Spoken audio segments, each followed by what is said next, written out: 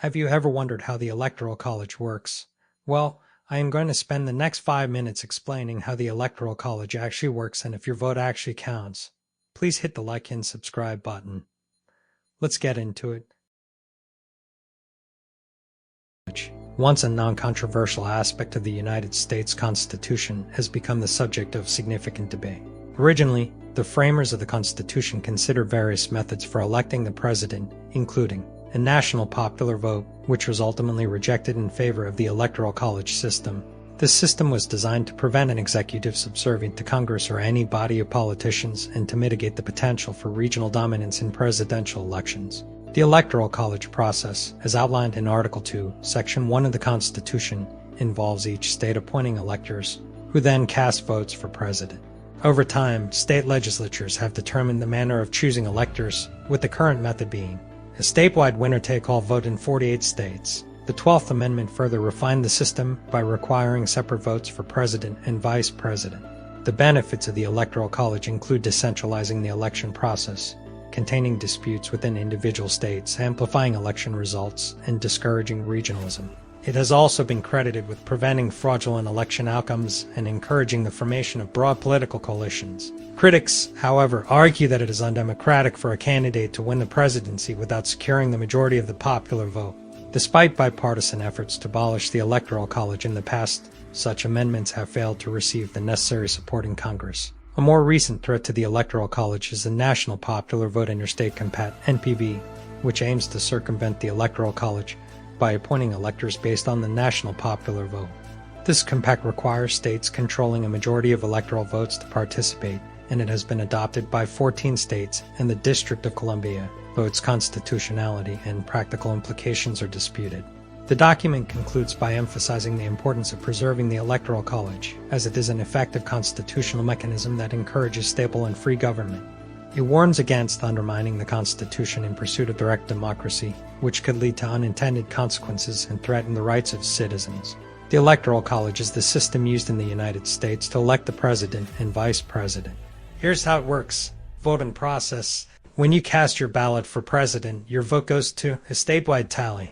In most states, the winner of the popular vote in that state receives all the electoral votes for that state. Maine and Nebraska allocate their electors using a proportional system, considering both statewide and district-level results. Electoral College. The Electoral College consists of electors chosen by each state's political parties. Each state gets electors based on its representation in Congress, House plus Senate. A candidate needs at least 270 electors, more than half, to win the presidency. Winning the presidency. The candidate who wins the majority of electoral votes becomes the president. While the Constitution doesn't require electors to vote for the popular vote winner, most states do enforce this. Rarely a faithless elector may vote differently, but they can face penalties. So yes, your vote matters. It contributes to the statewide tally that determines the Electoral College outcome. Appointment of electors. Each state, based on its population, is allocated a certain number of electors. This number is equal to the combined total of the state senators, always 2, and representatives in the House of Representatives. The District of Columbia is also granted 3 electors per the 23rd Amendment. Election Day. On Election Day, voters across the country go to the polls to vote for the candidate of their choice. However, they are not directly voting for the president. They are voting for a slate of electors pledged to the candidate. Winner-take-all system. In 48 states and the District of Columbia, the candidate who wins the most votes in the state of plurality receives all of the state's electoral votes. This is known as the winner-take-all system. Maine and Nebraska are the exceptions, using a district system where the winner of each congressional district receives 1 electoral vote, with the remaining 2 votes going to the statewide winner. Electoral vote. After the popular vote, the actual Electoral College vote takes place. The electors meet in their respective state capitals in December following the November election to cast their votes for president and vice president. Electoral College tally. The electoral votes are then sent to Congress, where they are counted during a joint session of the House and Senate in early January. The candidate who receives a majority of electoral votes, 270 or more out of 538, wins the presidency. Contingent election. If no candidate receives a majority of electoral votes, the election is decided by the House of Representatives for the president and the Senate for the vice president. Each state delegation in the House gets 1 vote, and the Senate votes individually for the vice president. The 12th Amendment.